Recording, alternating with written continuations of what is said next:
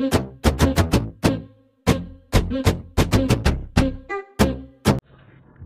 ប្រវត្តិសាស្ត្រសូមជូន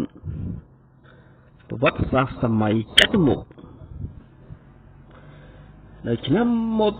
1431ព្រះបាទពុញ្ញយ៉ាតទ្រង់បានលើករាជធានីអង្គរនៅតាំងនៅទួលបាសាក្នុងខេត្តប្រឈោកំពង់ចាមវិញតែដោយតំបន់នោះរងគ្រោះទឹកជំនន់ព្រះអង្គក៏បញ្ជាឲ្យលើករាជធានីនៅទួលបាសានៅតាំងនៅចតុមុខវិញក្រោយពីការកសាងរាជធានីរួចរាល់ព្រះរាជាទ្រង់តាំងប្រទាននាមឲ្យព្រះនគរថាក្រុងចតុមុខមង្គលសកលកម្ពុជាធិបតីមហានគរ1ការកសាងភ្នំដូនពេញរាជពងសាវតាខ្លះបាននិទានអំពីប្រវត្តិនៃក្រុងភ្នំពេញដោយមានសេចក្តីសម្រួលដូចតទៅក្នុងការដែលកន្លងយូរទៅហើយមានស្ត្រីមេម៉ាយម្នាក់ជាអ្នកមានទ្រព្យស្ដុកស្ដំដែលអ្នកផងហៅថាដូនពេញផ្ទះគាត់តាំងនៅលើទូកពោះមួយនៅលើត្រើយខាងលិចនៃទន្លេច្រាបឈាមទន្លេចតុមុខសព្វថ្ងៃនាសម័យថ្ងៃមួយក្នុងរដូវវស្សាមានទឹកជំនន់នៅប្រទេសលាវយ៉ាងធំបណ្ដាលឲ្យបោកច្រាំងរលំដើមគគីជាច្រើនហើយបណ្ដាលទឹកតាមទន្លេមេគង្គរហូតមកដល់ទន្លេច្រាបឈាមក្នុងចំណោមនោះមានដើមគគីធំមួយបានអណ្ដែតមកនៅត្រង់មាត់កំពង់របស់ដូនពេញគាត់ចងដើមគគីនោះហើយនាំយកមកលើគោកតែបើអ្នកទាំងនោះរើសម្រាមនៅគល់គគីស្រាប់តែឃើញព្រះពុទ្ធរូប4ព្រះអង្គនិងរូបបដិមាថ្មមានលក្ខណៈជាព្រហ្មញ្ញនៅក្នុងប្រហោងឈើនោះពួកអ្នកស្រុកបានដង្ហែរូបបដិមាទាំងនោះយកទៅតម្កល់ទុកនៅផ្ទះដូនពេញហើយគាត់បានឲ្យគេជញ្ជូនដីពូនដំបូកធំខាងឦសានផ្ទះនិងឲ្យគេយកឈើគគីនោះសង់ព្រះវិហារតូចមួយនៅលើកំពូលភ្នំនោះហើយបានយកព្រះពុទ្ធរូបទៅតម្កល់នៅក្នុងព្រះវិហារនោះនៅក្នុងឆ្នាំជូតឆស័កពុទ្ធសករាជ1916ទៅនៅគ្រិស្តសករាជ1372តមកទៀតដូនពេញបានឲ្យគេសង់ខ្ទមមួយខាងទិសឦសានព្រះវិហាររួចយកបដិមាថ្មទៅតម្កល់ទុកនៅទីនោះហើយបានសន្មតថាអ្នកតាព្រះចៅតរៀងមកសប្តាហ៍ថ្ងៃហៅថាលោកតាព្រះចៅ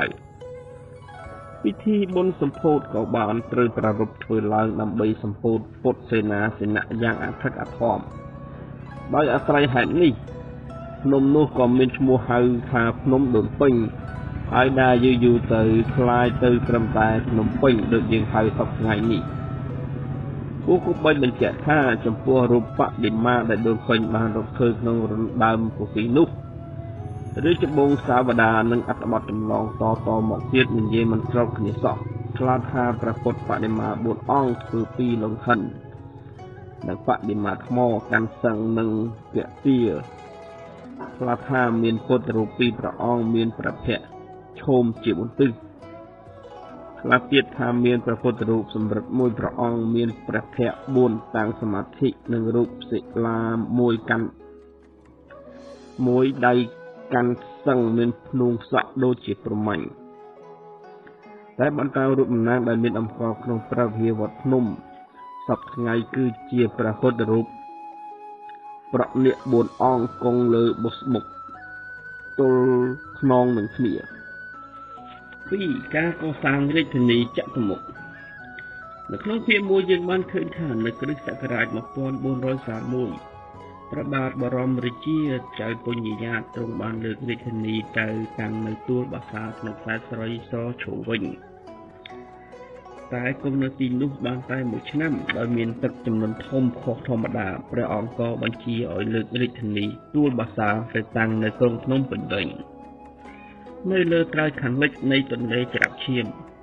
ព្រះអង្គទ្រង់ត្រាស់បង្គាប់ឲ្យសម្ដេចចៅពុញ្ញកែនិងអុកញ៉ាហោរាធិបតីខៀវ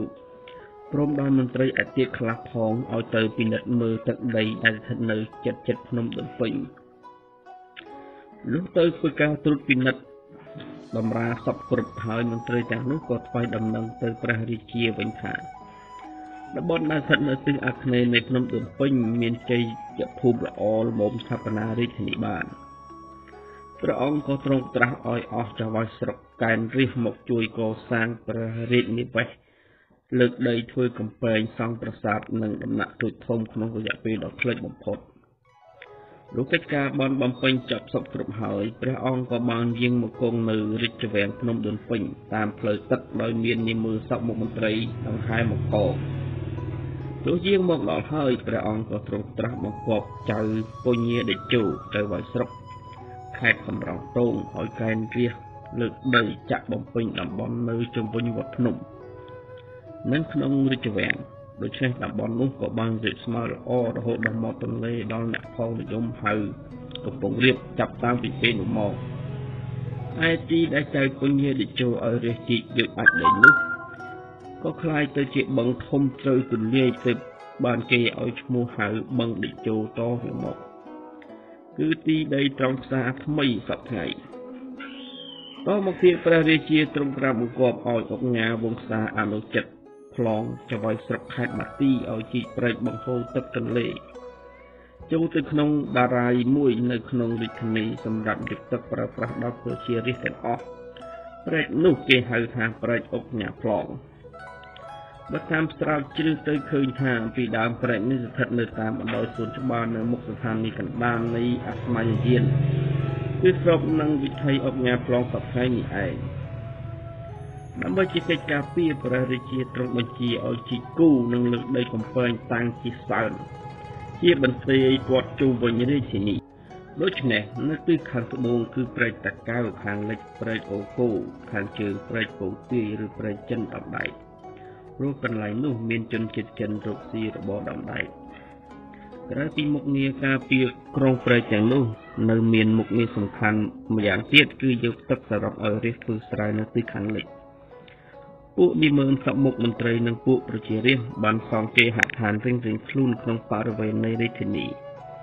លុះសម្រាប់ការកសាងហើយព្រះរាជាទ្រង់តាំងប្រធាននាមព្រះនគរថាក្រុងចតុមុខមង្គលសកលកម្ពុជាធិបតីរាជរដ្ឋសីមាមហានគរចំណែកឯទន្លេច្រាប់ឈាមក៏ត្រូវបានប្រសិទ្ធនាមថ្មីទន្លេចតុមុខវិញដែរក្រោយបន្តិចមកព្រះរាជបុត្រច្បងព្រះនាមនរារាជាទ្រង់បានតែងតាំងជាឧបរាជហើយយាងទៅគង់ក្នុងព្រះរាជដំណាក់នៅជ្រោយរលួសឯព្រះរាជបុត្រទី2ព្រះនាមស្រីរាជាយាងគង់នៅទីខាងលិចត្រង់ដីទួលមួយកន្លែងដែលតមកគេហៅថាទួលព្រះស្រីម្ដុំវត្តព្រះពុទ្ធមានបុណ្យសពថ្ងៃនៅគ្រានោះព្រះវិហារកសាងឡើងដោយដូនពេញក៏បានទត់ទ្រោមខ្លះទៅតាមកាលវេលាព្រះបាទបរមរាជាចៅពញាយ៉ាទ្រង់បានកសាងវិហារនោះជាថ្មីឡើងវិញដោយពង្រីកនឹងពូនភ្នំដីឲ្យកាន់តែខ្ពស់ជាងដើមហើយទ្រង់ចាត់ឲ្យក្រាបថ្មនៅកំពូលខាងលើនិងកសាងចេតិយមួយយ៉ាងធំពីខាងក្រោយព្រះវិហាររួចព្រះអង្គទ្រង់បញ្ជាឲ្យទៅយកព្រះពុទ្ធបដិមាលង្ហិនដែលសេសសល់នៅនគរវត្តព្រមទាំងរូបសន្តោមកតម្កល់និងតាំងនៅលើភ្នំនោះពិធីទៅធ្វើអស់រយៈពេល3ថ្ងៃគេយកព្រះពុទ្ធបដិមាដែលដូនពេញបានរកឃើញពីក្នុងដើមគគីពីមុននោះទៅតម្កល់ក្នុងជន់ខាងលើនៃចេតិយធំឯព្រះពុទ្ធបដិមាដែលយកពីនគរវត្តបានតម្កល់នៅក្នុងជាន់ក្រោមវត្តភ្នំដូនពេញត្រូវបានប្រសិទ្ធនាមថ្មីថាវត្តព្រះចេតិយវិញក្រោយពីនេះព្រះរាជាទ្រង់បានចាត់ឲ្យកសាងវត្តអារាមជាច្រើនកន្លែងក្នុងរាជធានីវត្តពីរនៅខាងកើតវត្តភ្នំគឺវត្តធម្មអលង្ការនិងវត្តកោះវត្តមួយនៅខាងត្បូងអូចិនដំដែកគឺវត្តព្រះពុទ្ធខូសាសប្តាហ៍ថ្ងៃហៅវត្តព្រះពុទ្ធខូសារាមឬវត្តចិនដំដែកដែលនៅជាប់នឹងវត្តពីវត្តទាំងផ្សេងមានវិថីអង្គញាខណ្ឌកណ្ដាលនៅខាងមុខព្រះវិហារវត្តនេះសប្តាហ៍គឺឃើញមានរូបព្រាបាល2នាក់ជារូបចិនដែលគេអាចមើលស្គាល់យ៉ាងងាយដោយសារលក្ខណៈមុខមាត់សម្លៀកបំពាក់និងគ្រឿងអាវុធវត្តមួយនៅត្រង់មាត់ទន្លេក្បែរពាក់ព្រែកអង្គញាប្លង់គឺវត្តពីមប្លង់វត្តមួយនៅត្រង់ចេតិយធំវត្តអណាឡោមហើយវត្តមួយទៀតហៅវត្តខ្ទប់តាយ៉ង គួរក៏បីកាត់សម្គាល់ថាវត្តចុងក្រោយនេះសពថ្ងៃស្ថិតនៅត្រង់វត្តបទុមវតីបើតាមអក្សរសិលាចារឹកតម្កល់នៅទីនោះព្រះបាទបរមរាជាចៅកុញយាចារ្យបានកសាងវត្តនេះនៅគ្រិស្តសករាជ1442លើទី1មានទំហំ202 គុណ 260 ម៉ែត្រវត្តនេះគេហៅថាវត្តខ្ពប់តាយ៉ងព្រោះនៅខាងត្បូងមានខ្ពប់របស់តាយ៉ងព្រះវិហារវត្តនេះត្រូវបានកសាងថ្មីពីរលើកទី1នៅគ្រិស្តសករាជ1865ក្នុងរជ្ជកាលព្រះបាទសម្ដេចនរោត្តមលើកទី2នៅគ្រិស្តសករាជ1937ក្នុងរជ្ជកាលរបស់ព្រះស៊ីសុវត្ថិមុនីវង្សគួរគប្បីជ្រាបម្យ៉ាងទៀតថាវត្តអនឡោមនៅរក្សាឈ្មោះដដែលតាំងពីពេលកសាងមករហូតដល់សព្វថ្ងៃហើយឈ្មោះនេះត្រូវបានប្រសិទ្ធឡើងដោយយកតាមឈ្មោះចាក់ដីដែលគេបញ្ចុះវត្តអនឡោមគឺត្រៀមប្រជុំចិញ្ចើមនៃព្រះអសង្ឃចិទ្ធីនៅខាងមុខវត្តនេះគឺនៅជាប់មាត់ទន្លេព្រះរាជាទ្រង់ឲ្យសាងឃ្លាំងមួយអ្នកតាចាំស្រុកឈ្មោះអ្នកតាប្រាជ្ញ